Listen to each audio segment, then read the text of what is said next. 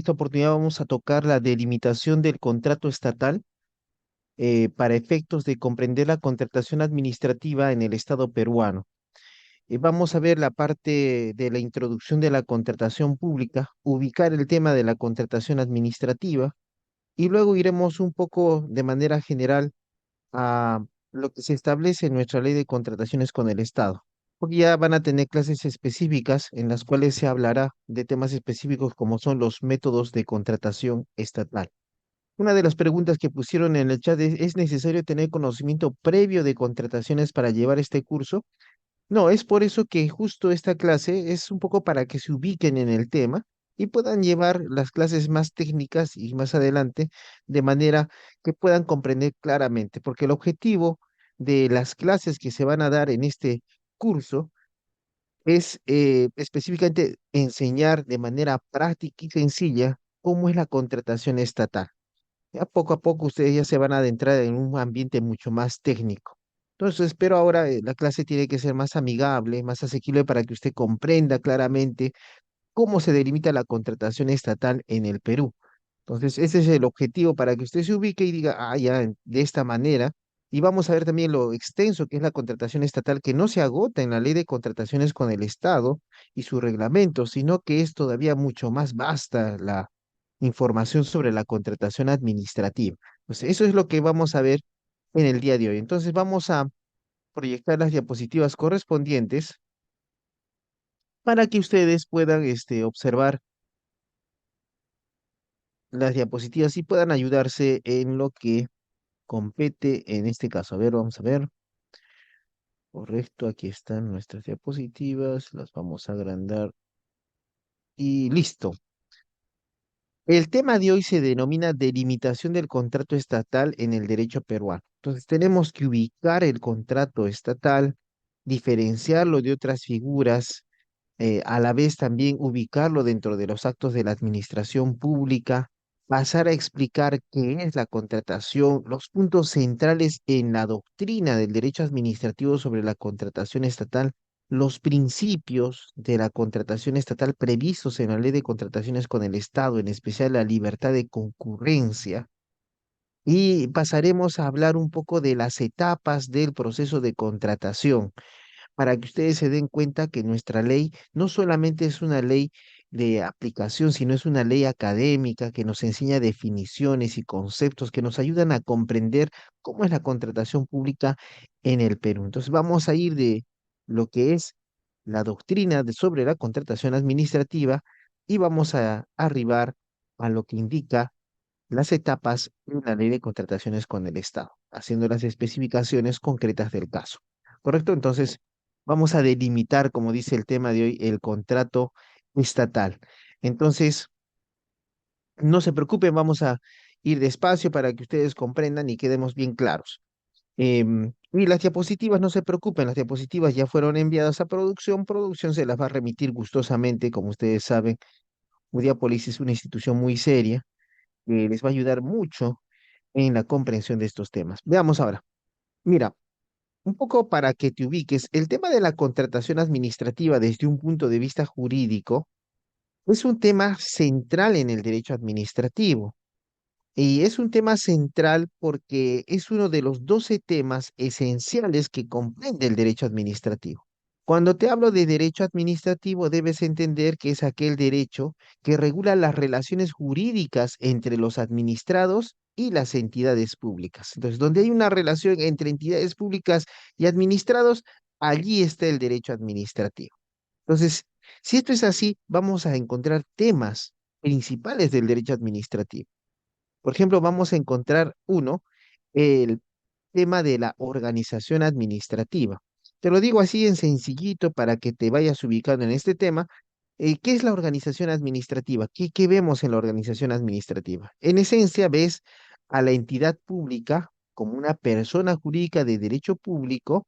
Dentro de la entidad pública vas a encontrar órganos, ya sea colegiados o unipersonales. Órgano colegiado, por ejemplo, el Consejo Municipal. Órgano unipersonal, por ejemplo, el alcalde. Dentro de los órganos vas a encontrar cargos públicos, lo que también se denomina plazas presupuestadas. Una plaza, desde un punto de vista jurídico, implica el cargo que está presupuestado. Entonces, dentro de los órganos vas a encontrar cargos y dentro de esos cargos vas a encontrar a los agentes públicos, que desde un punto de vista del empleo público se denominan servidores o funcionarios públicos. Entonces, los agentes públicos, que son los servidores y funcionarios públicos, son personas naturales que ocupan los cargos públicos o plazas presupuestadas. Estas plazas presupuestadas están dentro de los órganos y dentro de los órganos vas a encontrar varios órganos, colegiados, unipersonales, que van a estar dentro de una entidad pública que es una persona jurídica de derecho público. Entonces, eso es lo que vas a encontrar. ¿Y por qué es importante hacer esta distinción en la organización administrativa?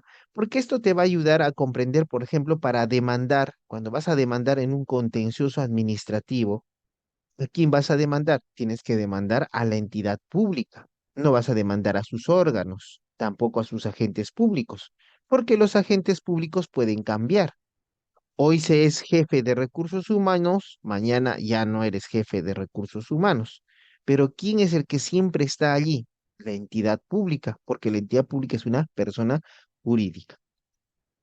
Y ya, avanzando esto, hay otro tema que es el derecho procesal administrativo, donde tocas dos temas centrales, el procedimiento administrativo. Seguramente habrás notado que en todo curso sobre derecho administrativo en las facultades, siempre se toca la ley 27.444, que es la ley del procedimiento administrativo general, actualmente ordenada a través del Decreto Supremo 004-2019-YUS. El procedimiento administrativo es el conjunto de actos y diligencias pendientes a la emisión de un acto administrativo. ¿Cómo así? Yo como ciudadano, por ejemplo, imaginemos que soy un adulto mayor y me entero de que estoy exonerado de pagar el impuesto predial. Entonces hago mi pequeño escrito, una cartita, me dirijo a la municipalidad, voy a mesa de partes, presento mi escrito. Una vez que ingresa mi escrito, que es la representación de mi derecho de petición administrativa, la unidad de recepción, mesa de partes, lo remite, por ejemplo, a Administración Tributaria. Administración Tributaria revisa el documento. Al revisar el documento dice informe legal y además inspección administrativa. Se emite el informe legal, se realiza la inspección administrativa y se emite una resolución que estima fundado el pedido de deducción de 50 UITs para el pago del impuesto predial del adulto mayor. Como te has dado cuenta, hay el conjunto de actos, como es el informe legal y diligencias, inspección administrativa, tendientes a la emisión de un acto administrativo, que en este caso sería una resolución de alcaldía. ¿Ya? Ese es el procedimiento administrativo. Curiosamente, cuando avancemos, vas a notar que el procedimiento administrativo tiene bastante relación con la definición de procedimiento de selección. El procedimiento administrativo de selección precede al contrato administrativo. Luego que se formaliza el contrato administrativo a través de su perfección, se da lugar a la ejecución. Y esto es muy importante, porque el contrato administrativo en su ejecución será materia, en el caso de vacíos o deficiencias, de interpretación a partir de las normas de derecho común, como es la teoría general de los contratos. Pero antes, en el procedimiento administrativo de selección, tendrá que aplicarse los principios del derecho público, es decir, los que están contenidos en la Ley de Procedimiento Administrativo General. ¿Ves lo interesante que es este tema? O sea, estos datos ya te informan para luego ya comprender mejor el tema de contrataciones. Ahora, ves el tema del proceso contencioso administrativo. Como escuchaste, el procedimiento administrativo, conjunto de actos y diligencias tendientes a la emisión de un acto administrativo. Correcto. Ahora, ¿qué pasa si le dicen no al adulto mayor? Tu pedido es infundado. Él va a interponer su recurso de apelación. Le vuelven a decir no. Entonces, eso es el agotamiento de la vía administrativa. ¿Qué implica el agotamiento de la vía administrativa? La posibilidad de iniciar un proceso contencioso administrativo, que no es más que un proceso judicial por el cual un juez, es decir, el Poder Judicial, realiza un control jurídico de las actuaciones de la administración pública. En la contratación administrativa vas a verificar que existen cláusulas exorbitantes, por ejemplo, las cláusulas que obligan a las partes a irse a un arbitraje en el caso de que exista un conflicto en la ejecución del contrato, en la interpretación del contrato. ¿Correcto? Entonces vas a ver que ahí, por ejemplo, se evita sujetarse a un proceso contencioso administrativo que como un servicio público tiene su demora, promedio, te indico, un proceso contencioso administrativo así serio y promedio, dura 5 años, solamente para culminar, porque puede irse hasta casación. Ahora, después para ejecutar, tú dices, ya ganamos, vamos a cobrar dinero. La ley del Sistema Nacional de Presupuesto otorga 5 años al Estado para poder pagar. Por eso a veces un contencioso administrativo es un vía crucis para el administrado, ¿ya? Ahora, después de esto, mira, ya hemos visto tema organización administrativo, procedimiento administrativo, proceso contencioso administrativo, ahora el acto administrativo. Como escuchaste, el procedimiento administrativo, conjunto de actos y diligencias tendientes a la emisión de un acto administrativo. ¿Pero qué es el acto administrativo? El acto administrativo es una declaración de voluntad unilateral de la entidad pública tendiente a crear efectos sobre las situaciones jurídicas concretas de los administrados. Como viste en el caso, la resolución de alcaldía que estima fundado el pedido de exoneración del impuesto predial al adulto mayor. Te das cuenta, está creando una situación jurídica a favor de un administrado en concreto. ¿Por qué dice en concreto? Porque en el Perú el acto administrativo jamás se confunde con el reglamento administrativo, que tiene efectos generales. Ahora, como escuchaste, es importante, como dice este tema, dice delimitación de la contratación estatal. Ahora, uno puede decir, ¿y el contrato administrativo, doctor, será un acto administrativo? No. Como bien te indiqué, el acto administrativo es la declaración unilateral de la entidad pública. En el caso del contrato administrativo, una de las partes siempre será el Estado y la otra parte puede ser un particular o otra entidad pública. Pero ya no existe una voluntad unilateral, sino que existe una voluntad bilateral. Y por eso el contrato administrativo no puede confundirse con el acto administrativo. De tal manera que no puedes aplicar, por ejemplo, la nulidad de oficio del acto administrativo, la nulidad del acto administrativo al contrato administrativo, cuya nulidad, resolución, cancelación y demás situaciones están reguladas en la ley de contrataciones con el Estado y no se le aplica en ese caso la ley 27444. ¿Correcto? Ahora, ¿qué pasa si en el caso, en el ejemplo que te di, el adulto mayor presenta su solicitud? Pasan 30 días hábiles, que es el plazo legal para poner fin a un procedimiento administrativo a través de una resolución. ¿Qué pasa si no le responden? Entonces, la norma, el derecho administrativo, ha creado la figura del silencio administrativo, es decir, que las entidades públicas, mm, después de pasado el plazo de ley, guardan silencio, un silencio. Ahora, ese silencio administrativo puede ser de dos tipos, positivo o negativo. Si es positivo, se entiende que se ha declarado fundado tu pedido. Si es negativo, se entiende que tu pedido ha sido desestimado. Ahora tú dirás, ¿y cuándo estamos en uno u otra situación? Es sencillo, silencio administrativo negativo, cuando se refiere a situaciones de interés público. Por ejemplo, digo, señor alcalde, solicito se me declare propietario de la Plaza Mayor. Pasa 30 días hábiles. ¿Positivo o negativo? Tiene que ver con el interés público, necesariamente negativo. Segundo, cuando se trate de obligaciones de dar o hacer a cargo del Estado. Señor alcalde, quiero que me pague 1 millón de soles por una indemnización. ¿Positivo o negativo? Negativo, porque es una obligación de dar a cargo del Estado. Ahora, señor alcalde, ¿sabe que mi vecino no me cae bien? Quiero que demuela su casa. ¿Positivo o negativo? Negativo, porque es una obligación de hacer a cargo del Estado. Y por último, será negativo cuando se transfiere facultades de la administración pública a los administrados. Ejemplo, señor alcalde, solicito se nos dé la potestad de sancionar a los funcionarios corruptos de la municipalidad. Silencio positivo o negativo. Negativo, porque un sindicato no puede ejercer una potestad disciplinaria que corresponde a una entidad pública. Ahora, ¿cuál será el silencio positivo? Todo lo que no sea silencio negativo es silencio positivo. Ejemplo, estás en un proceso de ejecución coactiva, ¿ya? Y te dices, oye, un momentito, acá no puedes porque todavía hay plazo para apelar. Presento mi suspensión. En 8 días no me resuelven, se entiende que la suspensión ha sido aprobada por silencio administrativo positivo. Solicitudes de prescripción también son aprobadas por silencio positivo y entre otras situaciones que también puedes observar. Y aquí ya encontramos, después del acto administrativo del silencio administrativo, un tema central, el tema de que ahora estamos viendo. Ya estamos delimitándolos porque no vas a confundir las demás instituciones con la contratación administrativa.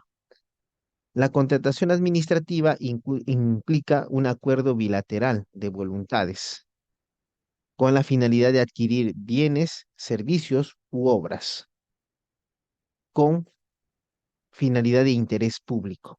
¿Correcto? Ya, ahora, esta contratación administrativa es muy importante. Si viste, hablamos de la organización administrativa, pero esa organización administrativa es todavía un abstracto porque para que se movilice necesitamos personal. Y ahí vemos que existe una relación que va a vincular al personal con la entidad pública y eso deriva en una contratación. También vas a ver que vas a tener el personal y vas a decir, ¿y ahora en qué van a trabajar? Hay que comprar cosas. Y allí te vas a dar cuenta que nuevamente la contratación administrativa se alza como un instrumento útil para adquirir bienes, servicios u obras para la entidad pública y para la comunidad con la finalidad de prestar un mejor servicio público. Por eso, después de la contratación administrativa, vas a encontrar a los recursos estatales que pueden ser dos, los recursos humanos que se estudian a través del empleo público y el patrimonio público, que no son más que los bienes del Estado.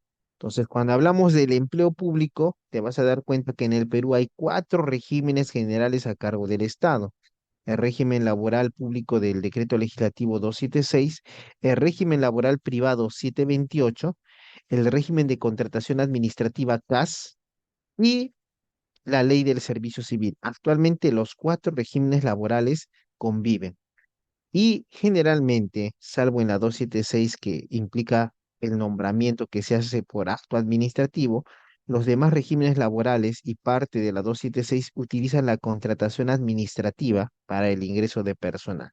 Claro que esa contratación administrativa de personal que genera una relación de empleo público no está regulada por la ley de contrataciones con el Estado, pero sí es en la doctrina del derecho administrativo parte del estudio de la contratación administrativa. Por eso te dije que es mucho más amplio la contratación administrativa de la que se podría saber y conocer. Ahora, el patrimonio público son los bienes del Estado. Ahora, los bienes del Estado pueden ser de 3 tipos: bienes de dominio público, los recursos naturales, que se pueden otorgar en concesión a favor de particulares. Y allí aparece nuevamente el tema de contratación administrativa. El tema de las concesiones de obras, servicios, también es un tema de contratación administrativa, pero que no está regulado en la ley de contrataciones con el Estado, pero sí es un tema de contratación administrativa. Ahora, bienes de dominio privado son aquellos bienes que son del Estado, pero sí son pasibles de ser transferidos. Por ejemplo, terrenos eriáceos que el Estado, a través de la Superintendencia de Bienes Nacionales, puede transferir a particulares a través de la compra y venta en precios que garantizan el fin social de la propiedad. Y por último, los bienes de uso público. Por ejemplo, tú ingresas a una municipalidad y ves que están trabajando en un escritorio. Ese escritorio es un bien privado, pero como es usado para el servicio público, dice que es un bien de uso público, ¿correcto? Ahora, después de este tema vemos la limitación de los derechos. En el derecho administrativo también existe la limitación de derechos y allí encuentras dos temas fundamentales, el poder de policía y la expropiación. ¿Qué es el poder de policía? Es la potestad o facultad de las entidades públicas de limitar el derecho a la libertad de los administrados. ¿Cómo así? Ejemplo, digamos, el Estado peruano declara a través de decreto supremo el estado de emergencia en determinada localidad. Eso es una manifestación del poder de policía. Ahora, no te preocupes, el poder de policía no vayas a confundirlo con la Policía Nacional del Perú. La Policía Nacional del Perú sí es poder de policía, pero es solamente una parte. Si ahora salimos a la calle en nuestro vehículo conduciendo, te vas a dar cuenta que hay letreros. No dar vuelta en U, no más de 40 kilómetros por hora, no adelantar. ¿Qué están haciendo? Limitando tu derecho de tránsito, ¿verdad? Entonces, esas son manifestaciones del poder de policía o también llamada función de policía.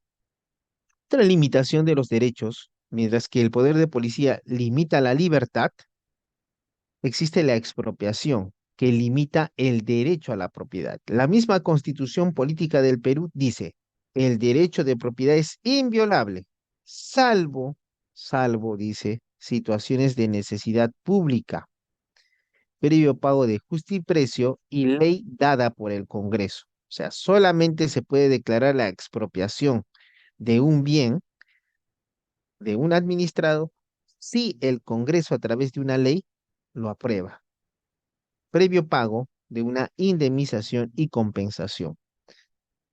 Luego de esto, tú te das cuenta de todo, ¿y todo esto para qué? ¿Para qué hacemos, organizamos esto del acto administrativo, contratación administrativa, recursos estatales, limitamos derechos? Todo eso es la finalidad del derecho administrativo. ¿Y cuál es esa finalidad? Garantizar el interés público y la mejor prestación de servicios públicos.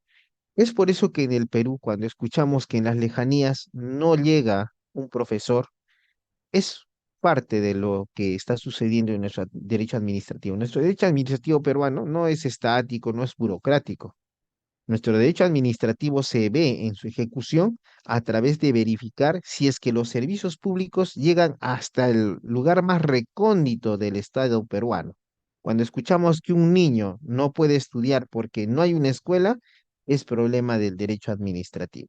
¿Por qué? Porque el derecho administrativo tiene por objeto no solamente regular las relaciones jurídicas entre los administrados y las entidades públicas, sino garantizar una mejor calidad de servicios públicos a la colectividad. Los servicios públicos no son más que prestaciones que realizan las entidades públicas a favor de la comunidad, como es el servicio público de salud, el servicio público de justicia, el servicio público de educación, entre otros servicios. Por ejemplo, si ves en la Constitución, nos dice expresamente que cada ministerio está a cargo de un servicio público. En el Perú son 18 ministerios. Imagínate que son 18 servicios públicos esenciales que deben garantizar el Estado peruano a la población. Y por último, como vemos que todo esto podría estar sujeto a situaciones que tú seguramente ya has escuchado y que tenemos que revertir, las situaciones de corrupción de funcionarios, malos funcionarios, o en su caso, administrados que incumplen las normas administrativas. Y ese es un tema de responsabilidad administrativa. La responsabilidad administrativa puede ser a través de procedimientos administrativos sancionadores en contra de los administrados que incumplen las normas administrativas. Y también puede ser procedimientos administrativos disciplinarios en contra de los servidores públicos que incumplen las funciones de la función pública. Entonces, estos son los temas centrales del derecho administrativo. Y dentro de este tema del derecho administrativo puedes encontrar claramente la contratación administrativa como un tema central. Es tan importante la contratación administrativa y su estudio que en algunos curso se da curso especializado de contratación administrativa, porque la contratación administrativa tiene una especial consideración, porque la contratación administrativa no solamente lo ven los abogados, lo ven administradores, economistas, contadores. Todos ellos ingenieros conocen de la contratación administrativa. Pero ¿qué hace el estudioso en derecho administrativo, el jus administrativista? Lo que hace es mostrar la interpretación o los métodos de interpretación administrativa en la contratación pública o la aplicación administrativa en la contratación pública. Entonces, eso es lo que nosotros analizamos en esto de la contratación administrativa. Ahora bien, mira, eh, ya hemos ubicado dentro del derecho administrativo el tema de el contrato administrativo. Ahora, veámoslo desde otro punto de vista, delimitándolo aún más. Hay una teoría de las actuaciones de la administración pública, es decir, que las entidades públicas realizan actos. Hay otra teoría de las omisiones de la administración pública. En la teoría de las omisiones de la administración pública, ves el tema de el silencio administrativo, la inercia administrativa, el incumplimiento de prestaciones públicas. Pero en la teoría de las actuaciones de la administración pública, lo que vas a ver es temas de acción, de conducta de las entidades públicas. Entonces, en este caso vas a encontrar el tema, por ejemplo, allí te le he puesto entre interrogantes el hecho administrativo. ¿Por qué el hecho administrativo? Para parte de la doctrina de derecho administrativo, el hecho administrativo es confundido con actuaciones materiales que están abajo, si te das cuenta, ¿ya? Pero desde mi punto de vista, el hecho administrativo no sería una actuación de la administración pública, más bien sería una situación que tiene valor para para las entidades públicas.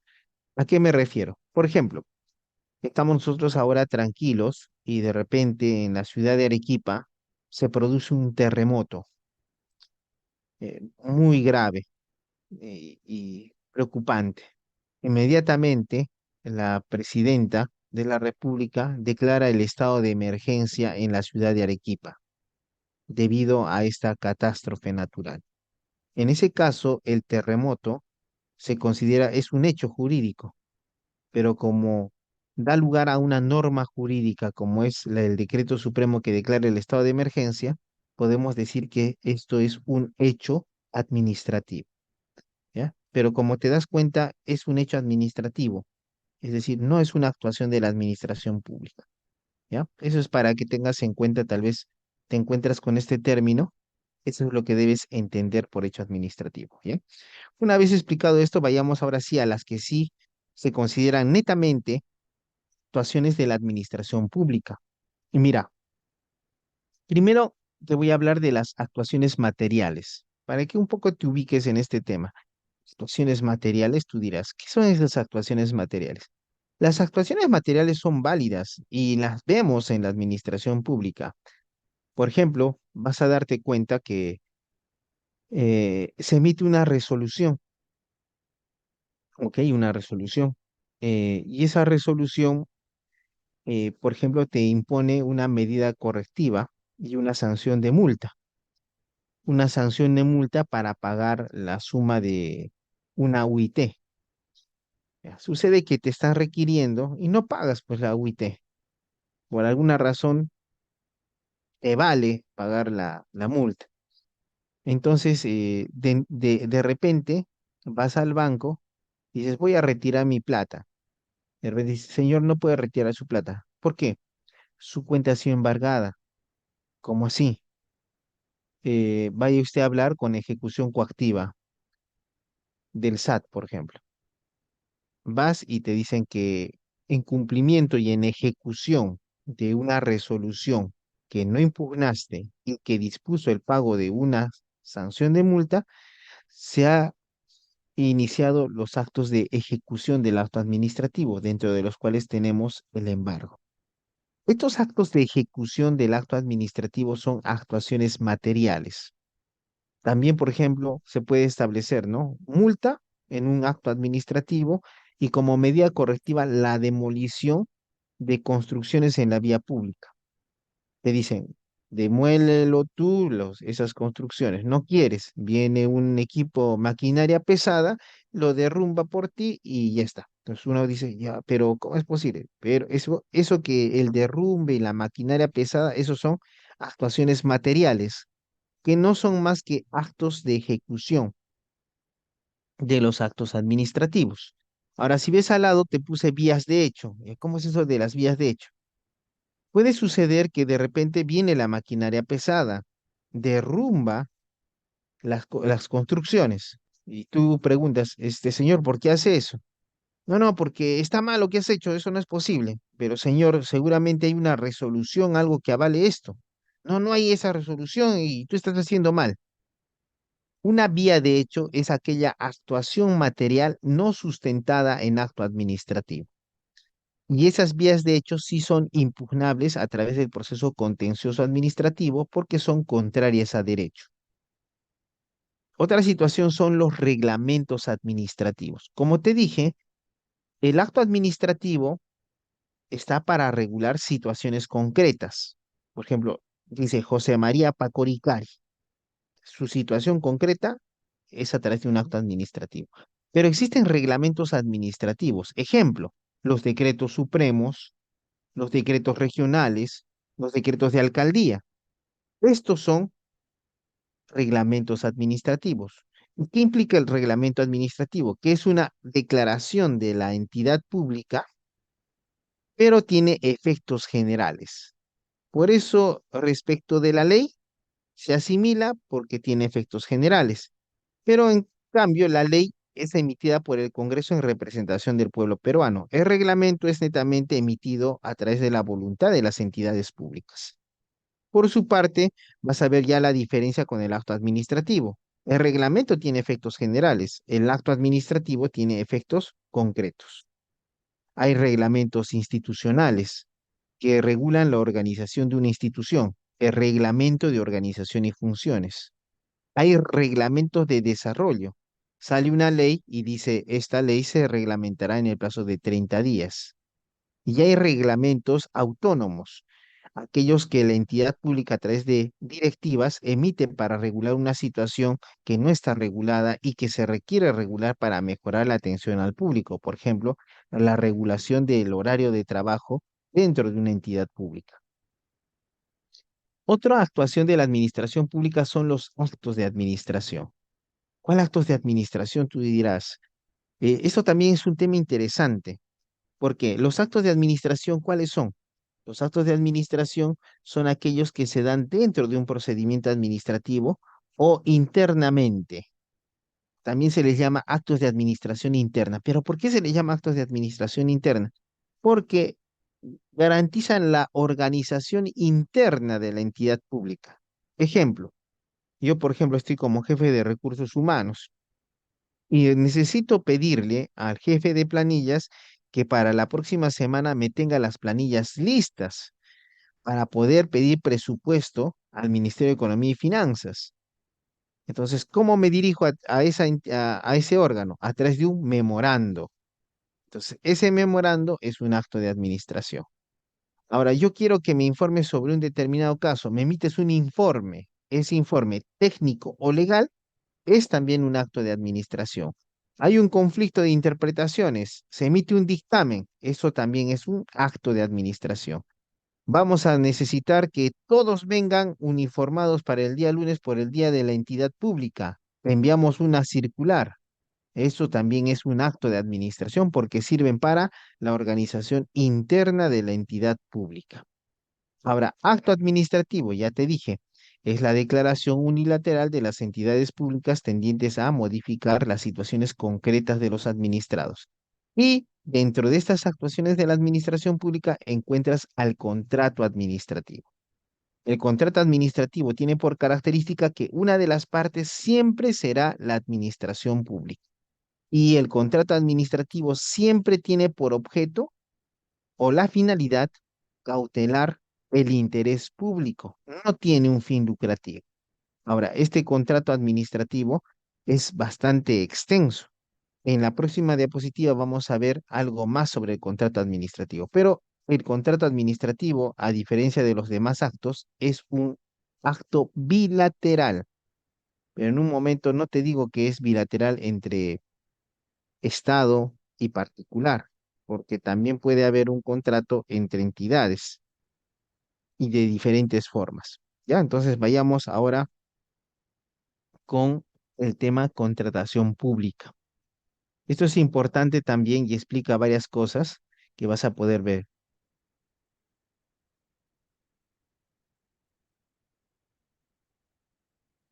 Ah, hay una preguntita, a ver, vamos a mira, pues, ¿se puede a través de la cobranza coactiva, puede embargar mi casa por falta de pago de predios?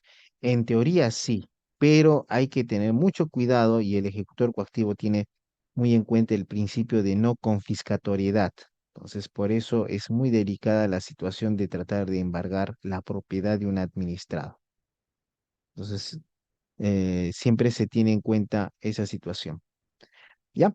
Entonces, vayamos a esto de la contratación pública. Mira, si te das cuenta, hasta ahora te dije contratación administrativa, porque en sí la contratación administrativa es un tema específico del derecho administrativo, pero el tema más allá de la contratación administrativa es el tema de la contratación pública. Tú dirás, ¿cómo así, doctor? O sea, es más allá, todavía hay más, sí, es mucho más amplio lo que se estudia ya en el derecho público, porque el derecho administrativo es una rama del derecho público y encontramos la contratación pública. Y dentro de la contratación pública encuentras la contratación estatal y la contratación administrativa, que es la que hemos estado, la que vas a verificar en la ley de contrataciones con el Estado. ¿Ya? Pero inclusive esto estamos desde el punto de vista de la teoría de la contratación administrativa, que va más allá de la ley de contrataciones con el Estado. La ley de contrataciones con el Estado regula técnicamente la contratación estatal respecto de obras, bienes y servicios. Pero recuerda, también hay contratación administrativa en un trabajador CAS, en un trabajador 276 contratado. Hay problemas en definir, ¿no? En el trabajador 728 es un contrato de trabajo, pero a la vez, ¿quién lo realiza? El Estado. Entonces es contratación administrativa. Entonces allí hay cosas que todavía no se estudian, no se analizan en el derecho administrativo, no se define. Ahora mira, cuando hablamos del tema de la contratación pública se va a dividir en dos, la contratación estatal y la contratación administrativa. Y ahora tú dirás, ¿y qué tiene de importante hablar de hacer esa distinción? Mira, si bien nuestra dice ley de contratación estatal o de contrataciones con el Estado, entonces tú puedes decir, ah, es contratación estatal.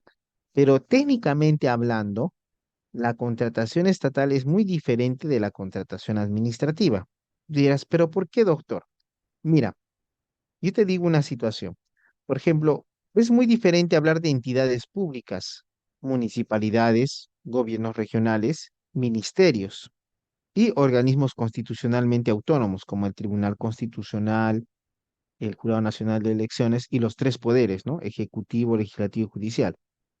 ¿Ya? Ellos realizan contratación administrativa, pero ellos ¿de dónde están? ¿De dónde son parte? De algo que es abstracto, que cuando estamos dentro no vemos, pero cuando estamos afuera, salimos a Ecuador, Bolivia, Colombia, Estados Unidos, vemos algo más. ¿Y qué es? A nuestro Estado peruano como persona jurídica. Significa que el Estado peruano también realiza por sí contratos administrativos, bueno, contratación pública a través de contratos estatales. Un ejemplo me dirán, por ejemplo, mira, tú te has dado cuenta que a veces dice el Banco Internacional Interamericano de Desarrollo, el BID. Entonces, te das cuenta, por ejemplo, bueno, más común es ver en el diario oficial de Bolivia, se aprueba empréstito público entre el Estado boliviano y un organismo internacional u otro Estado. ejemplo, ese contrato se llama contrato de empréstito público, pero lo realiza el Estado, no las entidades públicas dentro del Estado. Entonces, eso es a lo que se refiere la contratación estatal. Cuando el Estado, como persona jurídica, contrata con otros estados o con organismos internacionales. Eso es la contratación estatal. Sí, señorita Fiorella, dígame. No, doctor, creo que se ha equivocado. Igual Ah, no, tendrían que activar siempre su cámara para que un participante quiera interactuar.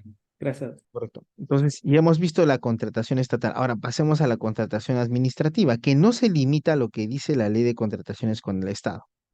Claro, gran parte está regulada en la ley de contrataciones con el Estado, pero cuando vemos la contratación administrativa, en sí no vayas a confundir el procedimiento de selección con con el contrato que se perfecciona luego de haber obtenido la buena pro. Ahora, ese contrato tiene su propia tipología, el contrato de obra pública, el contrato de servicios, el contrato de concesión de servicio público, de obra pública o de uso de bien público. Y aquí vas a encontrar dos situaciones que no están reguladas en la ley de contrataciones con el Estado, pero según la doctrina del derecho administrativo son parte de la contratación administrativa y explican algunos aspectos de la administración pública. Por ejemplo, si te has dado cuenta, eh, hace unos años salió publicada la ley sobre mancomunidad de municipalidades. Es decir, que se permitía que varias municipalidades se unan para realizar una obra pública que sea de interés para todas las municipalidades. Por ejemplo, hay un límite y en el límite hay que construir un puente que va a beneficiar a dos municipalidades. Entonces, estas dos municipalidades podrían formar una mancomunidad de municipalidades. Ya. Entonces, esa mancomunidad de municipalidades en el derecho administrativo, ¿cómo se llama? Consorcio administrativo. Y los consorcios administrativos se estudian desde el punto de vista de la teoría en la contratación administrativa, ¿correcto? Ahora, hay otra situación. También cuando revisas la ley de modernización del Estado peruano, a cargo de la Secretaría Pública de Modernización del Estado peruano de la Presidencia del Consejo de Ministros, vas a revisar en la ley y vas a encontrar convenios interinstitucionales. Uno dice, convenios interinstitucionales, que no están destinados a contratar servicios, obras, consultorías o bienes. Simplemente están para mejorar las actividades o funciones de las entidades públicas. Estos se llaman convenios interadministrativos y también se estudian dentro de la contratación administrativa, ¿correcto? Entonces, esto es lo que puedes ver respecto de toda la contratación. Ahora, bueno, puedes ya diferenciar, ¿no? Entre contratación pública, contratación estatal y contratación administrativa. Y dentro de la contratación administrativa vas a encontrar figuras adicionales que no están reguladas en la ley de contrataciones con el Estado, como es el consorcio administrativo y los convenios interadministrativos. Pero estos dos temas se estudian dentro de la contratación administrativa, que es parte del derecho administrativo que ya te ubiqué, es parte de las actuaciones de la administración pública, ¿correcto? Entonces, estando esto, ya hemos delimitado de manera importante lo que es el contrato administrativo en el derecho administrativo o en la teoría del contrato estatal o contratos del Estado, ¿ya? La contratación pública. ¿Ya? Entonces, para efectos de la exposición, tal vez usemos como sinónimos, pero ya se ha explicado la diferencia, contrato estatal, contrato público, contrato administrativo. Yo voy a hacer uso más del término de contrato administrativo, ¿ya? ¿Correcto? Entonces, ahora veamos qué son los contratos administrativos. Sigamos ya, ahora pasemos justo ya al tema central, ya hemos delimitado todo. Ahora vayamos, ¿qué son los contratos administrativos de la administración pública? Mira, dice, el contrato de la administración es una de las figuras jurídicas por las que se exterioriza la actividad administrativa, ¿ya? O sea, no hay contratos, tácitos. No hay contratos em, por silencio administrativo. Debe haber una expresión exterior del contrato administrativo. Y ojo, los contratos administrativos tienen que ser por escrito. No hay contratos verbales. Eso dice nuestra ley de contrataciones con el Estado. Te lo digo, porque en una oportunidad yo llevé un caso en el cual una constructora había realizado toda la obra, una pequeña obra, pero estaba pidiendo que le paguen, pero no había contrato. Claro, se supone, ¿no? Que ha habido algunas situaciones de irregularidad, tal vez para favorecer a la contratista, pero no hay contrato. Y esto, claro, la contratista quiere exigir el pago, pero hay que recordar que la ley de contrataciones con el Estado expresamente dice que el contrato debe ser por escrito. Y en este caso expresamente te dice que el contrato se exterioriza la actividad administrativa, o sea, tiene que ser no hay contratos tácitos. Sí, dígame, señora Georgina.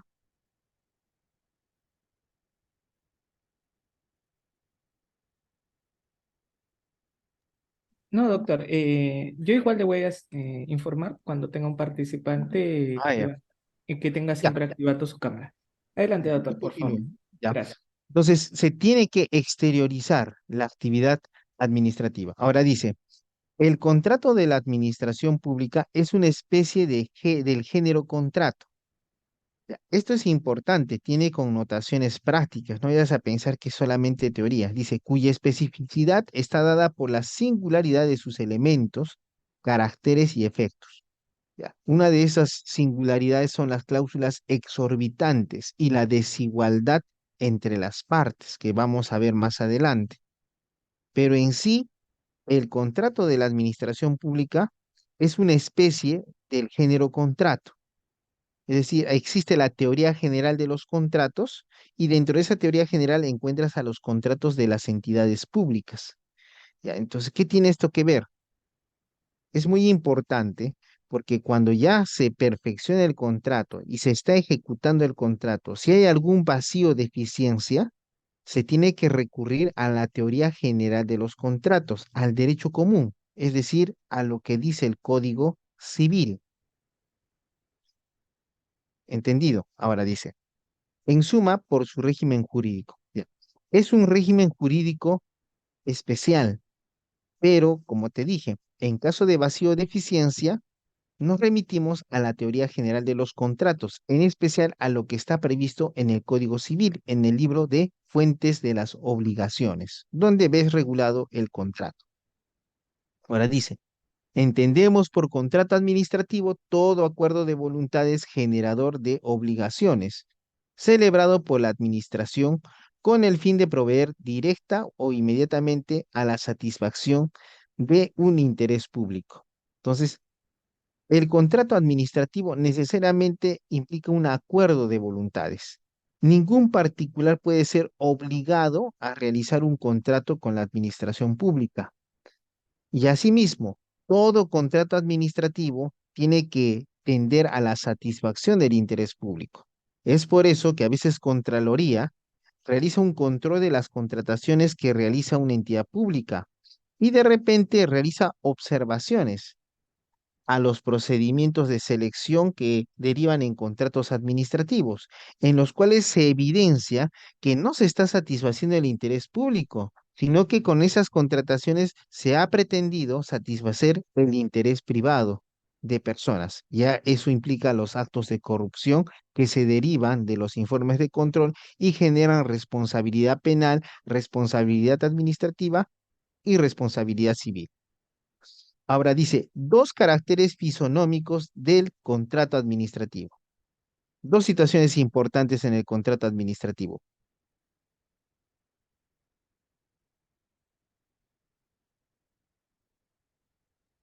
Ahora mira, dos caracteres fisonómicos del contrato administrativo.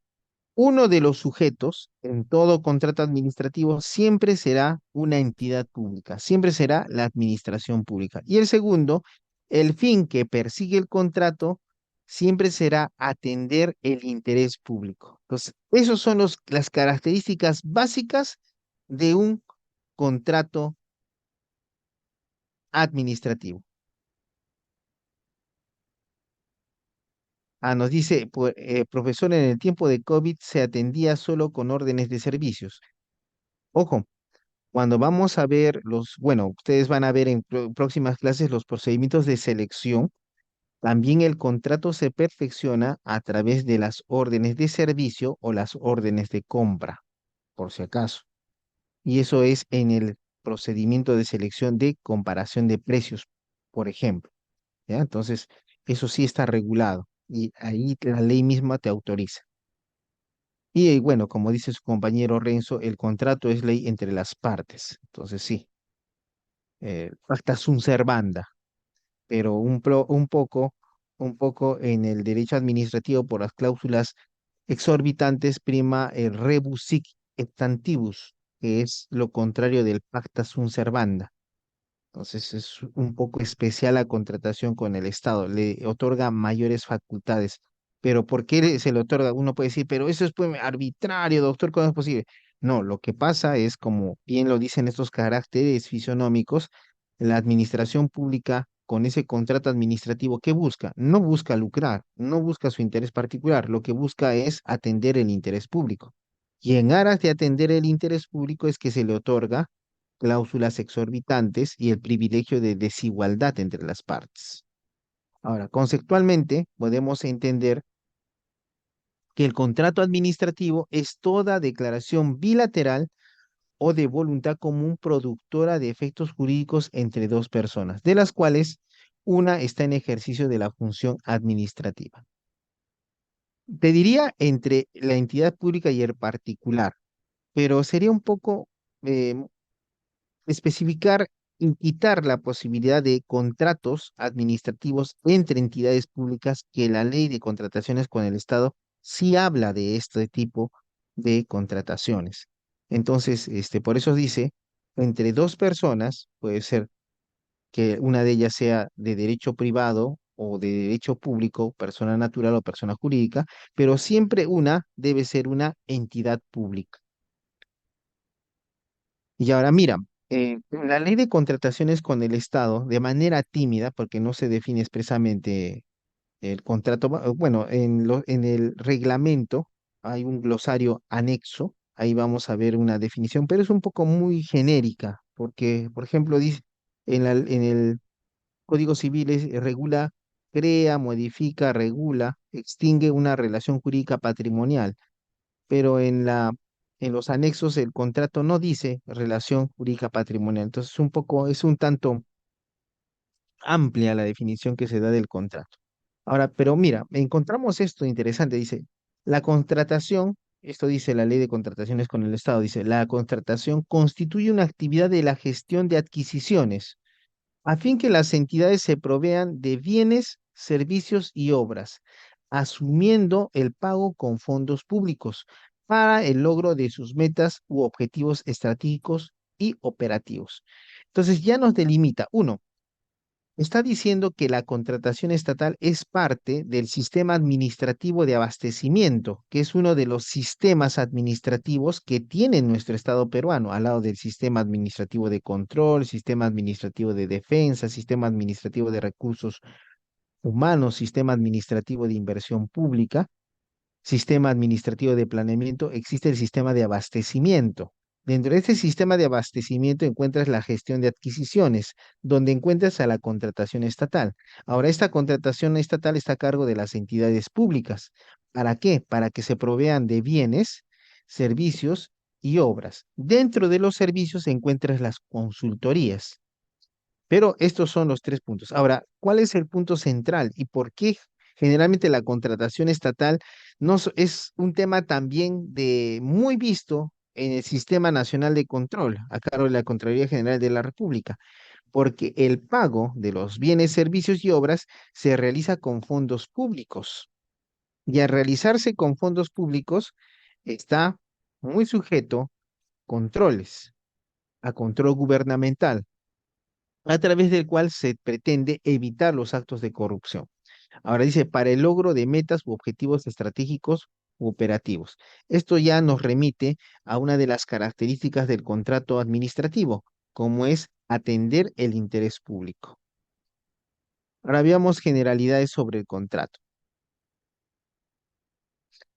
El contrato administrativo es una declaración de voluntad común, dice, en el sentido de que se requiere la voluntad concurrente del Estado o de otro ente en ejercicio de la función administrativa por una parte y de un particular u otra entidad pública, estatal o no, por la otra. Entonces, en principio, una de las características es que es una voluntad común. Em, Podríamos decir que es un contrato de adhesión, pero se permite en algunas situaciones especiales establecer algunas cláusulas entre las partes. Pero al final siempre vas a ver en las bases del proceso de selección, vas a encontrar una proforma del contrato que se pone a conocimiento de los administrados, los cuales al leerlo podrán verificar si les conviene o no contratar. Pero siempre, una vez que ingresan como participantes, luego se vuelven postores y luego se van a volver contratistas. Allí como contratistas van a firmar y perfeccionar el contrato, lo que va a implicar una declaración de voluntad común, tanto de la entidad pública como de la persona que obtuvo la buena pro. Ahora, produce efectos jurídicos. El contrato de la administración determina recíprocamente atribuciones y obligaciones con efectos jurídicos propios, directos e inmediatos y de manera individual para cada una de las partes. Como todo contrato, establece obligaciones y derechos, tanto para la entidad pública como para el, en este caso, el contratista. Ahora, en lo que no diga el contrato, supletoriamente se va a aplicar la ley de contrataciones con el Estado y su reglamento. Ahora, otra característica, entre un ente estatal o no estatal en ejercicio de la función administrativa. Cualquiera de los tres órganos, legislativo, ejecutivo y judicial, puede celebrar contratos administrativos. Los órganos estatales intervinientes pueden corresponder a la administración central o a entes descentralizados, pero también celebran contratos administrativos los entes públicos no estatales y los entes privados que ejercen técnicamente la función administrativa por delegación estatal. Mm. ¿A qué se refiere esto? Se refiere al caso de las empresas públicas, que desde un punto de vista del presupuesto son consideradas entidades públicas. Ahora, un particular o un ente público. Entonces, el contratista puede ser una persona, un particular. Este particular puede ser una persona física o una persona jurídica. Pero no solamente puede ser contratista un particular, también puede ser contratista otra entidad pública, sea estatal o no estatal. Las sociedades de beneficencia, conforme a su decreto legislativo 1411, son personas jurídicas de derecho público, pero no son consideradas entidades públicas, pero estas pueden contratar con el Estado. Ahora, cuando son dos entidades públicas, allí es cuando estamos en el caso de un contrato interadministrativo.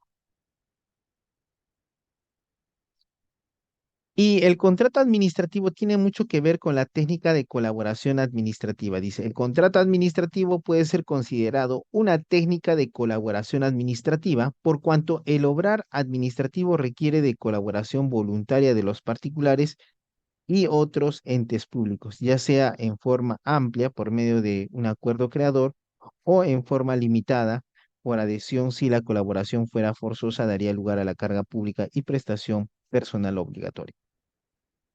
¿A qué se refiere? Una de las explicaciones sobre la existencia de la contratación administrativa es esta técnica de colaboración administrativa. Es decir, que los particulares pretenden, contratando con el Estado, colaborar para que el Estado preste un mejor servicio público a la colectividad. Dice, en materia administrativa, el fundamento específico de la interpretación es el servicio público. El supuesto objetivo al cual deben necesariamente confluir las voluntades recíprocas de las partes para atender la satisfacción del interés general, causa y razón del vínculo jurídico engendrado por el contrato administrativo. Entonces, un contrato administrativo tiende a garantizar el interés público. Al garantizar el interés público, garantiza la calidad de los servicios públicos a la colectividad. ¿Y esto a partir de qué se realiza? A través de contratistas, que en su mayoría serán particulares. ¿Y qué hacen estos particulares? Colaboran con la administración pública. Por eso se dice que la contratación administrativa es una técnica de colaboración administrativa. Otra situación interesante es sobre la distinción entre los contratos civiles y los contratos administrativos.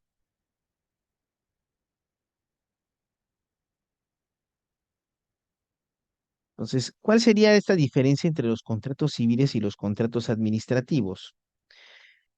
Mira, en principio podemos establecer una diferencia por el sujeto. En el contrato civil, ambas partes son particulares. En el contrato administrativo, una de las partes siempre será una entidad pública. Por el objeto, los contratos civiles persiguen el interés particular, mientras que el contrato administrativo persigue el interés público. Por la forma, los contratos civiles están basados en la autonomía de las partes. Inclusive podemos hablar de contratos verbales y contratos escritos. Dentro de los contratos escritos vamos a encontrar que algunos no tienen formalidad, se rigen por la libertad de contratación. Y otros contratos, si bien cuando la ley lo establece, podrán establecer alguna solemnidad. Pero en el caso de los contratos administrativos, siempre vas a encontrar solemnidades que se deben cumplir. Prueba de ello es que antes de la firma de un contrato, generalmente se va a realizar un procedimiento administrativo de selección, además de exigirse ya en el contrato el otorgamiento de garantías para garantizar el interés público. En el caso de por el régimen, los contratos civiles se rigen por la legislación ordinaria, en nuestro caso por el Código Civil de 1984 en el libro de fuentes de las obligaciones, que se sustenta esencialmente en el principio de libertad de contratación. En el caso de los contratos administrativos, estos responden en esencia a la Ley de Contrataciones con el Estado y su reglamento. Supletoriamente, recién se les podrá aplicar la contratación civil. O la jurisdicción. Generalmente, los contratos civiles se sujetan en su interpretación y cumplimiento a las normas de la jurisdicción ordinaria, un proceso civil. Pero los contratos administrativos generalmente se sustentan en una jurisdicción administrativa. La nulidad del contrato es vista por el Tribunal de Contrataciones con el Estado, o en su caso su resolución se va a verificar a través de un tribunal arbitral, habiendo mecanismos a través de, en caso de obras, la Junta de Resolución de Disputas y por otro lado la conciliación. Y generalmente no se va a ir un contrato administrativo a un proceso judicial, se va a regular por los mecanismos de solución de conflictos previstos en la Ley de Contrataciones con el Estado. Otro de los temas interesantes es el tema de la doble personalidad jurídica. ¿A qué se refiere este tema de la doble personalidad jurídica? En ese tema de la doble personalidad jurídica, nos estamos refiriendo a un supuesto en el cual entendemos que el Estado tiene un carácter bifronte, es decir, a veces actúa como persona de derecho privado y otras veces como persona de derecho público. Pero la moderna doctrina de derecho administrativo ha indicado que el Estado tiene una sola personalidad. Si bien a veces puede firmar contratos de derecho privado, no es menos cierto que siempre mantiene sus potestades públicas, el jus imperium en su contratación y las especiales ventajas que le da ser Estado o entidad pública. Pero esta doble personalidad jurídica, desde otro punto de vista, nos permite explicar algunos tipos de contratación. Tal vez vas a darte cuenta que el Estado también firma contratos civiles que están sujetos a procesos judiciales civiles, donde una autoridad administrativa firma un contrato y ese contrato se regula por el Código Civil y no por las normas de derecho público. Cuando hablamos del tema de las prerrogativas de la administración pública, se refiere a una situación jurídica en la cual se otorga ventajas a las entidades públicas al momento de contratar con el Estado.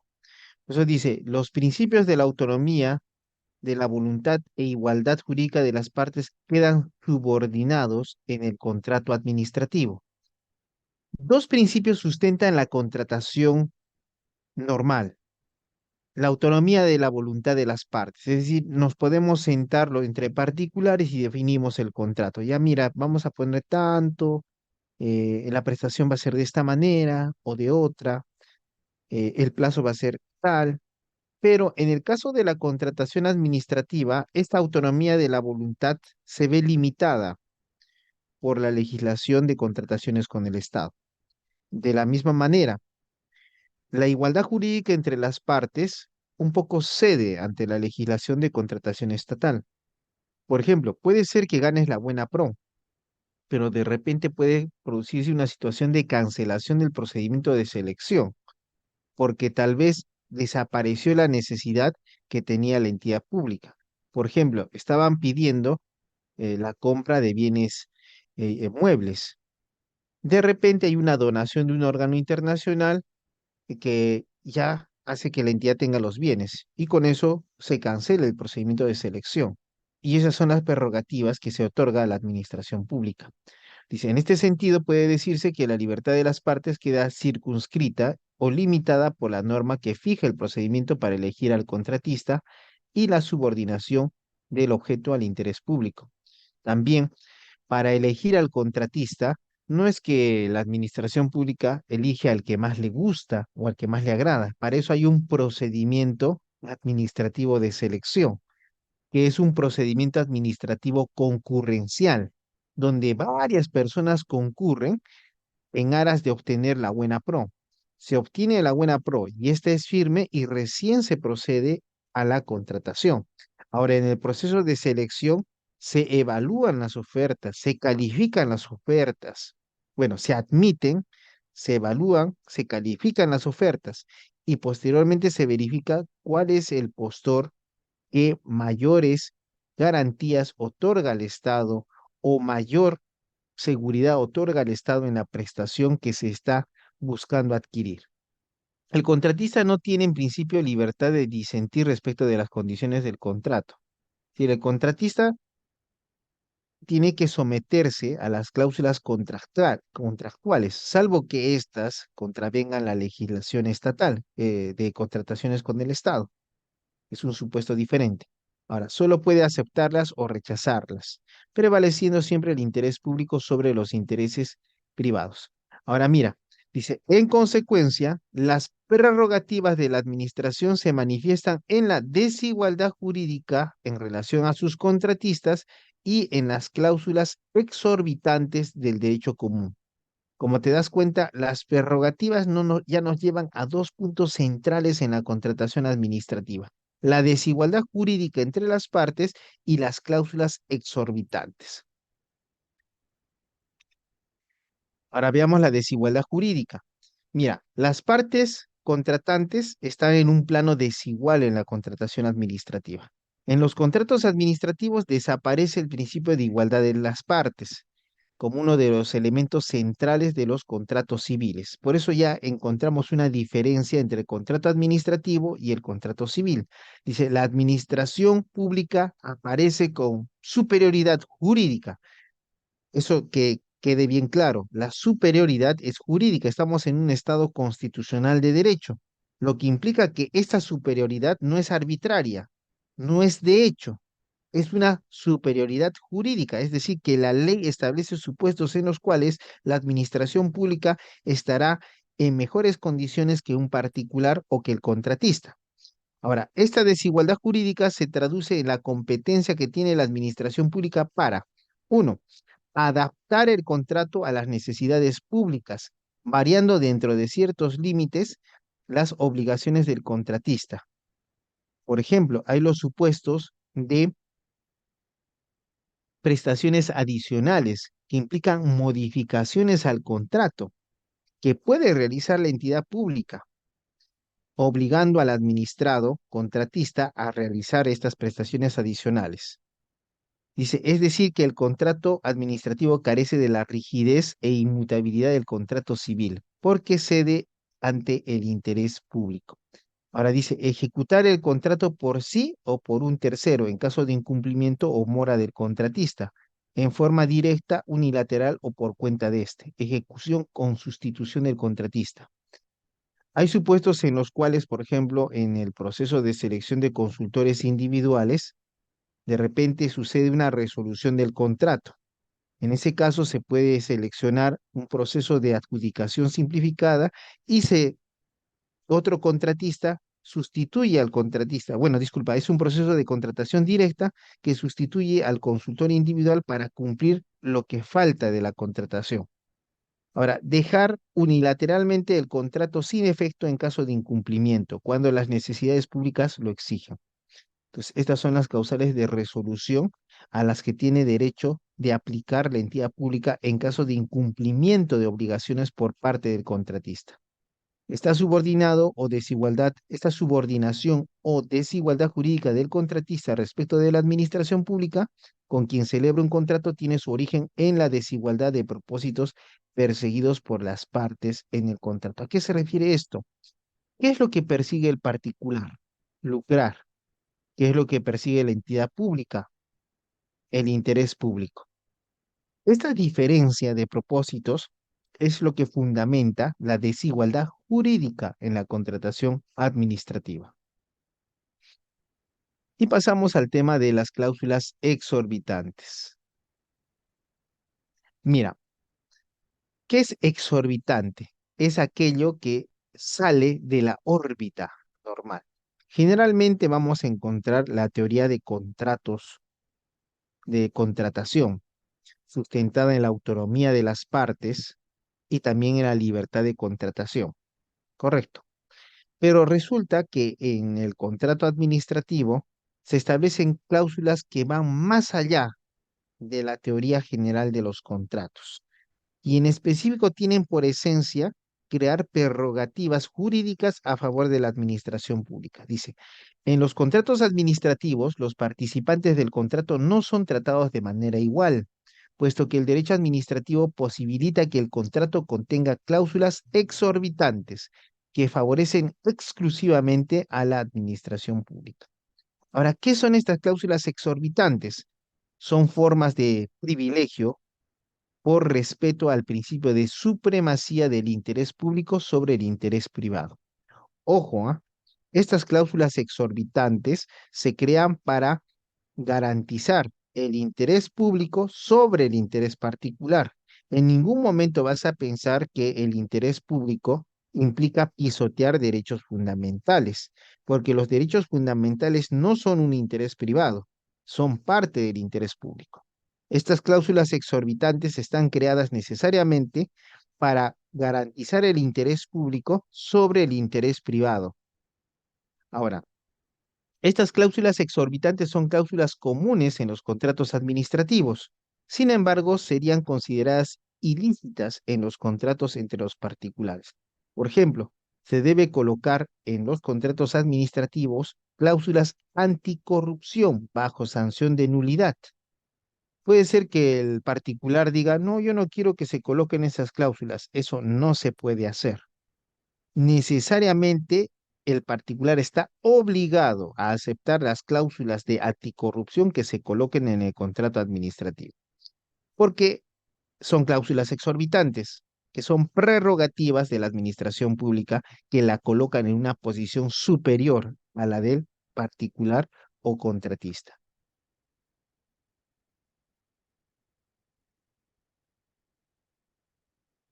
Ahora, ¿qué tipos de cláusulas exorbitantes podemos encontrar? Mira, podemos encontrar la alteración unilateral. Entonces, son alteraciones que son autorizadas cuando la administración puede modificar la contratación pública. En las prestaciones adicionales se permite contratos adicionales. a la contratación original. Y eso lo puede realizar la entidad pública. Rescisión contractual, también denominada la resolución contractual. En caso de incumplimiento de las prestaciones por parte del contratista, se permite la resolución del contrato por parte de la entidad pública.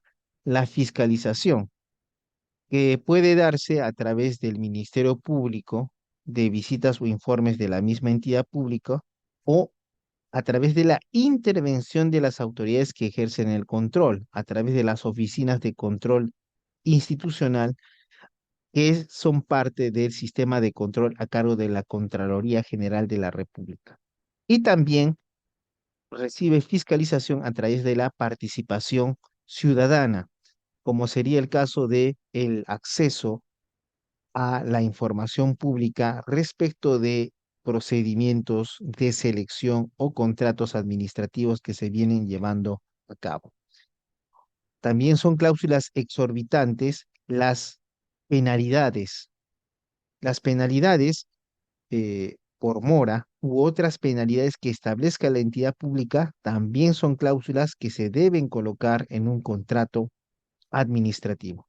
La nulidad del contrato administrativo también es una situación importante en la contratación estatal y las restricciones del uso del principio de excepción de contrato no cumplido. ¿Qué se refiere esto? Es un principio conocido en la teoría general de los contratos, exceptio non ad impleti contractus.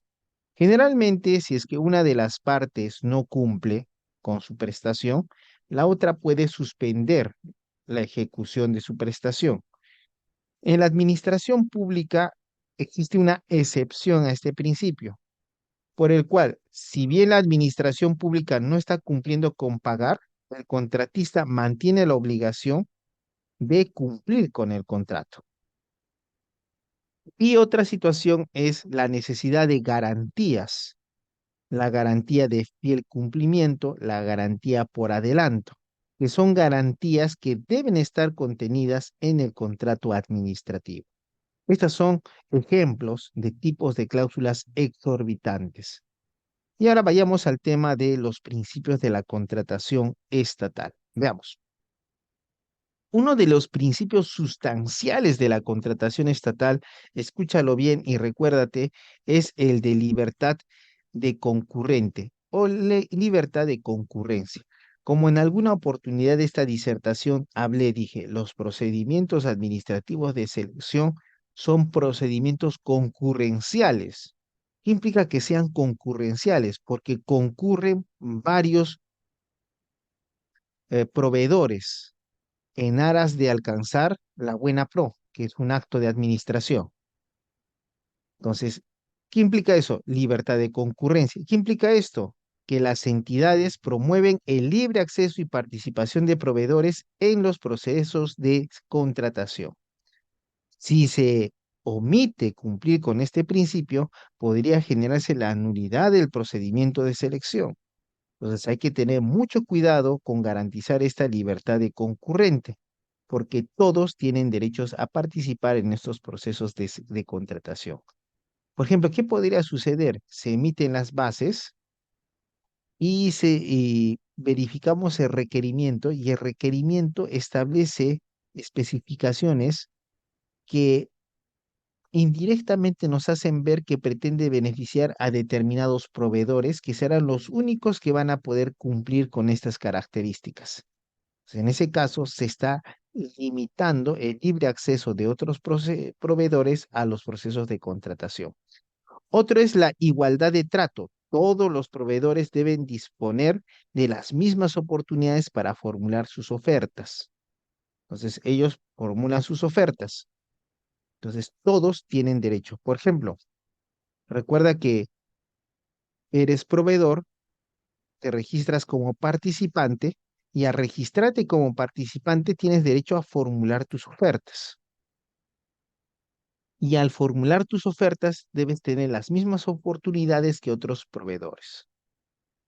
Transparencia, información clara y coherente con el fin de que todas las etapas de la contratación sean comprendidas por los proveedores. Ejemplo, un ejemplo, doctor.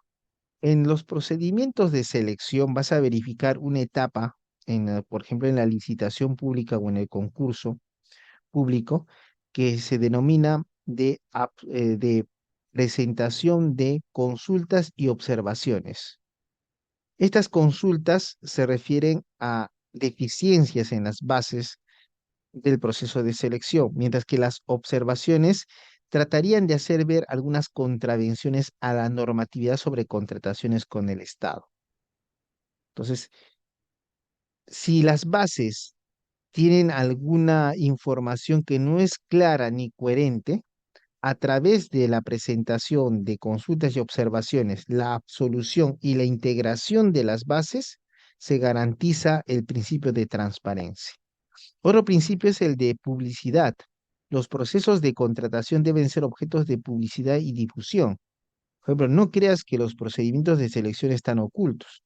Si ahorita colocamos procedimientos de selección en Google, OCE, vas a ir a una página donde te dice que indiques la entidad pública y abajo vas a ver inclusive el plan anual de contrataciones con el Estado. Vas a verificar qué contratos se han realizado, también los documentos del proceso de selección correspondiente. Esto acredita o garantiza el principio de publicidad, porque las entidades públicas están obligadas a subir al SEACE, al Sistema Electrónico de Contrataciones con el Estado, la documentación referente a un proceso de selección. Si no lo hace, se está contraviniendo el principio de publicidad. Competencia. Los procesos de contratación incluyen disposiciones que permiten establecer condiciones de competencia efectiva y obtener la propuesta más ventajosa para satisfacer el interés público que subyace a la contratación. Ejemplo, tú me dices, un ejemplo, doctor, la subasta inversa electrónica. A través del SEACE, varios postores participan, presentan sus ofertas y gana la oferta que es más útil para la entidad pública, la que es menor. La oferta menor gana, por eso se llama subasta inversa. Generalmente es quien oferta más. En este caso, subasta inversa, quien oferta menos, es quien gana la buena pro. Y esto garantiza la competencia en un proceso de contratación estatal. La eficacia y la eficiencia. Toda contratación administrativa se orienta al cumplimiento de fines, metas y objetivos de la entidad pública. Y esto lo vas a ver en el Plan Anual de Contrataciones, que te va a decir en el ejercicio fiscal cuántos procesos de selección se va a realizar, lo que va a implicar la ejecución del presupuesto público. Y eso nos va a hacer ver la eficiencia en la elaboración del Plan Anual de Contrataciones. Y la realización de cada proceso de selección nos dará lugar a la eficacia a través de la efectiva adquisición de servicios, efectiva adquisición de obras y efectiva adquisición de bienes. Otro es de vigencia tecnológica. Dice, deben reunir las condiciones de calidad y modernidad tecnológica. Bienes, servicios y obras deben reunir las condiciones de calidad y modernidad tecnológica. Si vamos a adquirir computadoras para una entidad pública, debemos contratar computadoras que tengan por ejemplo, el último Windows, tal vez es el Windows 11, pero no podríamos adquirir computadoras que tengan el Windows 5, porque no van a ser útiles y no garantiza condiciones de calidad y modernidad tecnológica. Desde otro punto de vista, la vigencia tecnológica lo vemos en el proceso de subasta inversa electrónica y también en los catálogos electrónicos de acuerdos marco. La sostenibilidad ambiental y social. Entonces, en el diseño y desarrollo de la contratación pública se consideran criterios y prácticas que permiten contribuir tanto a la protección medioambiental como social y al desarrollo humano. Entonces, no creas que la contratación estatal está diseñada para arrasar con el medio ambiente, para olvidar las opiniones de la sociedad, para afectar el desarrollo humano. No, la contratación estatal responde al interés público. Y una de las situaciones del interés público es garantizar el respeto de los derechos fundamentales, el derecho fundamental al medio ambiente social. y al proyecto de vida, al desarrollo de la personalidad. También vamos a encontrar el principio de equidad. Dice, las prestaciones y derechos de las partes deben guardar una razonable relación de equivalencia y proporcionalidad, sin perjuicio de las facultades que corresponden al Estado en la gestión del interés general. En todo proceso de selección, la evaluación y calificación de las ofertas debe ser con equidad, garantizando la mejor propuesta u oferta a favor del Estado. Integridad. La conducta de los partícipes en cualquier etapa del proceso de contratación está guiada por la honestidad y veracidad, evitando cualquier práctica indebida. Si en el proceso de selección se verificara algún interés por haberse recibido dineros para beneficiar a un proveedor, se está afectando el principio de integridad. Si ya en la contratación pública se verifica contravención a las cláusulas anticorrupción, se está afectando el principio de integridad. Y ahora vayamos ya a las etapas en general del proceso de contratación. Mira, antes de realizar bajo sanción de nulidad, antes de que se realice cualquier proceso de selección, bajo sanción de nulidad, toda entidad pública debe aprobar su plan anual de contrataciones. Por lo tanto, no es que yo vamos a realizar el proceso de selección para construir esa obra pública, pero no está, señor alcalde, en el plan anual de contrataciones. No, después lo arreglamos. No, ese proceso de selección es nulo porque no está en el plan anual de contrataciones denominado PAC. Este PAC deriva del presupuesto institucional de apertura y tiene mucho que ver con las fases del proceso presupuestario. Pero ¿cuáles son las características de ese plan anual de contrataciones? Que es esencial antes inclusive de iniciar las actuaciones preparatorias. Después del plan anual de contrataciones que te da un listado de qué contratos se van a realizar en el ejercicio fiscal, ya puedes iniciar actuaciones preparatorias y después el proceso de selección, la perfección del contrato y la ejecución del contrato. Pero este plan anual de contrataciones es aprobado por el titular de la entidad. Luego de aprobado puede ser modificado. Es un documento de gestión flexible. No vas a querer de que ya está aprobado, ya no podemos cambiar nada. No, se puede cambiar según situaciones de oportunidad o de mérito de la entidad pública. Por eso dice, luego de ser aprobado, puede ser modificado en cualquier momento durante el año fiscal para incluir o excluir contrataciones. El año fiscal va del 1 de enero al 31 de diciembre de cada año. Entonces, cada año se aprueba el plan anual de contratación. Ahora, ¿podemos conocer el plan anual de contrataciones de nuestra entidad? Por supuesto. Tú colocas plan anual de contrataciones, se hace en Google y te va a mandar a una página donde colocas el nombre de la entidad y fácilmente puedes ver el plan anual de contrataciones y verificar qué contrataciones o procesos de selección se están llevando a cabo en este ejercicio fiscal. Entonces, por eso dice, la entidad publica el plan anual de contrataciones y sus modificaciones en el SEACE y cuando lo tuviera en su portal institucional. Ahora, esta es la parte que estaba indicándote. Dice expresamente lo siguiente. Es requisito para la convocatoria de los procedimientos de selección que estén incluidos en el plan anual de contrataciones bajo sanción de nulidad. Entonces, antes de convocar cualquier procedimiento de selección, necesariamente debes verificar que dicho proceso de selección esté contenido en el plan anual de contrataciones. Si no, ese procedimiento de selección será nulo. Ahora tú puedes decir, pero doctor, ¿y si no está, qué hacemos? Tranquilo. Lo que tienes que hacer rápidamente es modificar el plan anual de contrataciones. Incluyes el procedimiento de selección.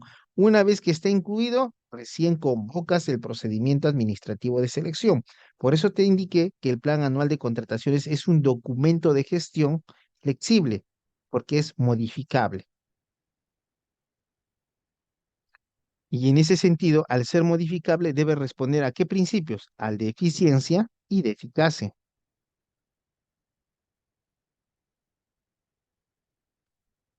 Luego que hemos hablado del plan anual de contrataciones, ingresamos a una parte preliminar. Todavía no estamos en el procedimiento de selección. Esta es una parte preliminar. Y en esta parte preliminar vamos a encontrar esencialmente, no son las únicas, ¿ah? Pero esencialmente debes recordarte de estos tres temas fundamentales. El requerimiento, ¿ya? Requerimiento. Ya mira, ¿quién hace requerimiento? El área usuaria.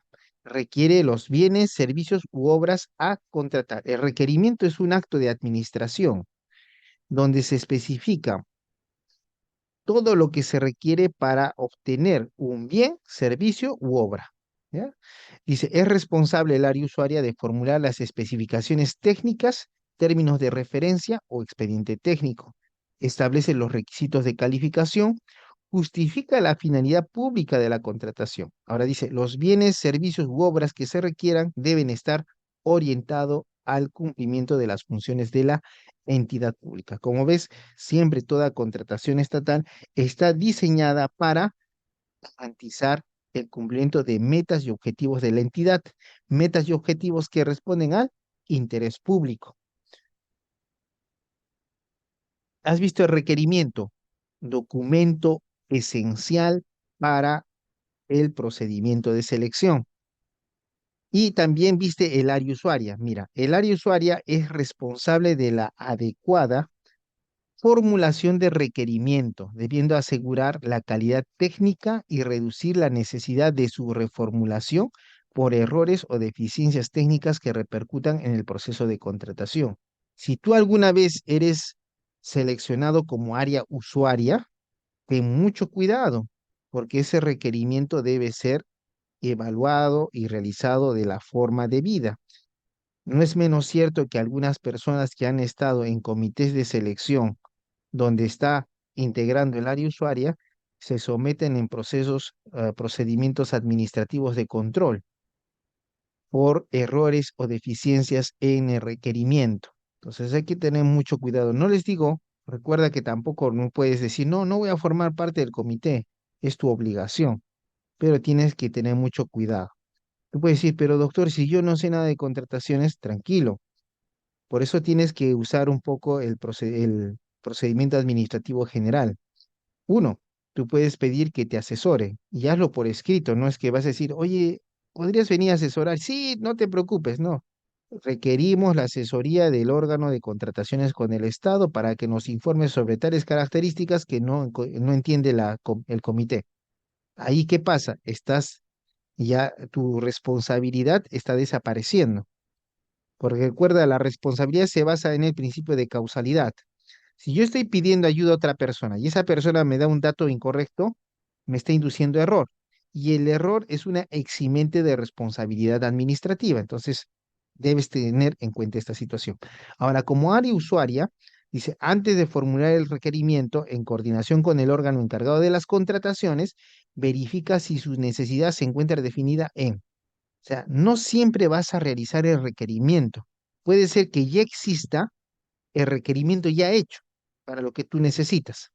Para eso vas a encontrar tres situaciones interesantes.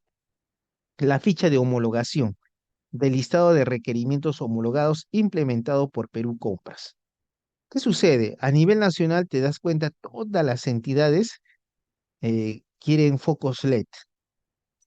Entonces, para evitar que estemos cada uno haciendo su requerimiento, se dice, oye, Ministerio de Energía y Minas, hazte una homologación de requerimientos y se aprueba una ficha de homologación. Entonces, yo necesito poquitos LED, soy el área usuaria.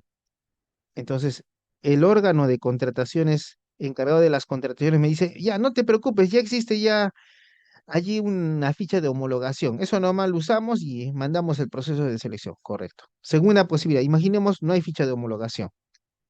Ya, entonces tenemos que ver, y esta es otra forma, las fichas técnicas del listado de bienes y servicios comunes. Entonces, buscamos una ficha técnica del listado de bienes y servicios comunes. Encontramos, perfecto. Y disponemos esa situación. Y por último, los catálogos electrónicos de acuerdo marco. Eso en el Internet, hay catálogos electrónicos a los que puedes ingresar, bueno, previa clave que te otorga el SEACE, OCE, y puedes verificar. Si encuentras tu requerimiento en las fichas de homologación, en la ficha técnica de listado de bienes y servicios comunes o en el catálogo electrónico de acuerdos marco, entonces fácilmente puedes hacer tu proceso de selección y determinar qué proceso de selección se puede realizar. Y por último, dentro de las actuaciones preparatorias, estamos en la certificación de crédito presupuestario. El crédito presupuestario, o disculpa, la certificación de crédito presupuestario es el acto de administración que garantiza que se cuenta con el crédito presupuestario disponible y libre de afectación para comprometer un gasto con cargo al presupuesto institucional autorizado. Mira la importancia de contar con esta certificación de crédito presupuestario. Dice, es requisito para convocar un procedimiento de selección bajo sanción de nulidad contar con la certificación de crédito presupuestario. Es decir, que no voy a hacer que convoques al procedimiento de selección y digas, ah, ya durante el proceso de selección ya logro la certificación y convalidamos. No, antes de convocar el procedimiento de selección, tú ya debes contar con la certificación de crédito presupuestario. No puedes adquirir esta certificación durante el proceso de selección, bajo sanción de nulidad. Y después que vemos esto, mira, has visto el plan anual de contrataciones, las actuaciones preparatorias, y ahora ya podemos un poco hablar sobre los métodos de contratación estatal. Mira, no dice procedimientos de selección, dice métodos de contratación estatal. Y uno se pregunta, ¿pero por qué dice métodos? ¿Y por qué no dice de frente procedimientos de selección? Es que hay unas situaciones interesantes. Mira este cuadro que te va a ayudar a entender.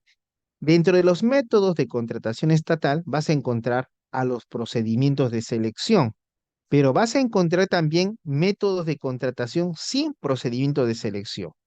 Y en específico, este método de contratación sin procedimiento de selección son los catálogos electrónicos de acuerdos marco. El Estado firma un acuerdo marco con un proveedor y aparecen catálogos electrónicos, así como cuando ingresamos a comprar a una tienda, por ejemplo, Plaza Vea, hay un catálogo, compramos, igualito hace la entidad pública y se evita de realizar un proceso de selección. Por eso es un método de contratación sin procedimiento de selección. Y por otro lado están los procedimientos de selección, que pueden ser competitivos y no competitivos. Por ejemplo, la contratación directa implica un proceso de selección, pero no hay competición. Se va a contratar directamente con un determinado proveedor en atención a supuestas situaciones de necesidad pública que pueden acontecer. Dentro de los procedimientos de selección competitivos vas a encontrar a la licitación pública para contratar obras y bienes, dependiendo del valor que establece la Ley Anual de Presupuesto.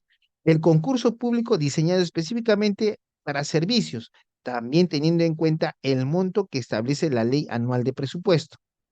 La adjudicación simplificada se determina en base al monto y sirve tanto para contratar obras, bienes y servicios. La selección de consultores individuales implica personas naturales que sin necesidad de un equipo necesitan o van a prestar un servicio al Estado, por ejemplo, periodistas. Comparación de precios. En la comparación de precios, debido a la necesidad y, inmediata de un bien o de un servicio y también de la disponibilidad en el mercado, se puede utilizar este procedimiento de selección. Y la subasta inversa electrónica, la cual implica que varios proveedores ofertan precios menores y gana el precio menor a favor del Estado. Entonces, esto es el procedimiento de selección. Mira, dice, es un procedimiento de naturaleza administrativa que comprende un conjunto de actos de gestión administrativa que se desarrollan con la finalidad de seleccionar a un proveedor con el cual, previo cumplimiento de determinados requisitos, la entidad formaliza un contrato estatal. Entonces, no vayas a confundir el procedimiento de selección con el contrato. El procedimiento de selección precede al contrato administrativo y luego del contrato administrativo inicia la etapa de ejecución del contrato administrativo. Entonces, no vayas a confundir. Este procedimiento de selección es lo que se denomina en la doctrina como procedimientos concurrenciales. Y como puedes ver, comprende los actos de gestión administrativa que se desarrollan con la finalidad de seleccionar a un proveedor, con el cual la entidad formalizará un contrato estatal. Y allí vas a encontrar al contrato estatal. Pues una vez que ya seleccionamos bueno, primero es un proveedor. Cuando se registra en el registro de participantes, se vuelve participante. Cuando oferta, se denomina postor. Cuando formaliza el contrato, se denomina contratista. ¿Ya? Mira, ¿el contrato qué es? Es el acuerdo para crear, regular, modificar o extinguir una relación jurídica dentro de los alcances de la legislación de contratación estatal. También encontramos de allí el contrato original. ¿Qué es? Es el contrato suscrito como consecuencia del otorgamiento de la buena pro. El procedimiento de selección puede culminar en el otorgamiento de la buena pro. Esta buena pro, al quedar firme, da lugar al perfeccionamiento del contrato. Dice, es el contrato suscrito como consecuencia del otorgamiento de la buena pro en las condiciones establecidas en los documentos del procedimiento de selección y la oferta ganadora. ¿Qué implica esto? ¿Recuerdas? Los documentos del procedimiento de selección, uno de ellos son las bases del proceso de selección. Dentro de estas bases vas a encontrar la proforma del contrato. Y en esa proforma del contrato están establecidas las cláusulas contractuales, las cuales no pueden ser variadas en la etapa de perfeccionamiento del contrato, puesto que el contratista participó en el proceso de selección en el entendido que se van a respetar esas condiciones establecidas en los documentos de procedimiento de selección y la oferta ganadora. Ahora, ¿cuál es el objeto del contrato administrativo? El objeto del contrato administrativo, como has podido observar a lo largo, se ha hablado bienes, obras y servicios. Pero ¿qué entendemos por bienes? Dice, son objetos que requiere una entidad para el desarrollo de sus actividades y el cumplimiento de sus funciones y fines. Ahora, cuando hablamos de obra, hablamos de la construcción, también la reconstrucción, rehabilitación, remodelación, mejoramiento, demolición, renovación, ampliación y habilitación de bienes inmuebles, tales como edificaciones, estructuras, excavaciones, perforaciones, carreteras, puentes, entre otros, que requieran expediente técnico, dirección técnica, mano de obra, materiales y o equipos. Y los servicios, actividad o labor que requiere una entidad para el desarrollo de sus actividades y el cumplimiento de sus funciones y fines. Los servicios pueden clasificarse en servicios en general, consultoría en general y consultoría de obra. Entonces, esto es el objeto del contrato administrativo según nuestra ley de contrataciones con el Estado. Y de esta manera podemos ya ir culminando nuestra exposición del día de hoy. Tenemos que son etapas de la contratación estatal. Mira, es lo que estuvimos hablando. Tienes que tener tu plan anual de contrataciones. Una vez que en tu plan anual de contrataciones está determinado un procedimiento de selección, tienes que realizar las actuaciones preparatorias respecto de ese procedimiento de selección. Se realiza el procedimiento de selección en sus diversas etapas: convocatoria, registro de participantes. Después de registro de participantes vas a ver las consultas, observaciones, absolución a las consultas, a las observaciones, integración de las bases, calificación de evaluación de las ofertas, calificación de las ofertas. De allí vas a ver el otorgamiento de la buena pro. Y después de eso sale el contrato. Y luego de que ya se perfeccione el contrato, se procede a la ejecución contractual. Esto es en esencia la contratación estatal, contratación administrativa, que hemos ido, como tú puedes haber visto desde la parte general del derecho administrativo, lo hemos ubicado bien a una parte específica. Espero que te haya servido mucho esta clase para tu conocimiento. Y como has podido ver, ya los demás docentes también nos explicarán mejor unos temas ya más específicos sobre el tema de la contratación estatal. Muchas gracias.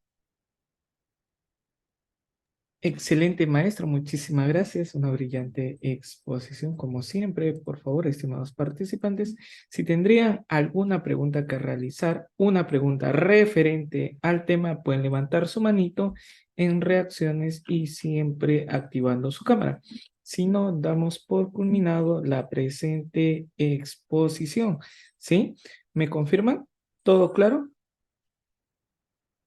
Sí, perfecto. Sobre el certificado de los, sí, recuerden que es todo estructurado. No vamos a hablar directamente del OCE siendo la última sesión del OCE. Estamos solamente referente a este tópico. Justo les hacía mención. La primera sesión es delimitación del contrato estatal en el derecho peruano. ¿Sí? Muy bien, estimado Reini, buenas noches. Adelante, por favor, que se te puede visualizar.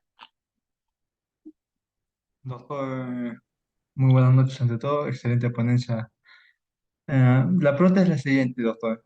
Referente a las contrataciones menores a 8 ITs que no se encuentran al amparo de la ley de contrataciones con el Estado y por ende su resolución de conflictos no están en el ámbito del arbitraje ni de la conciliación, en caso de conflictos, ¿cuál sería la vía procedimental para resolver tales conflictos?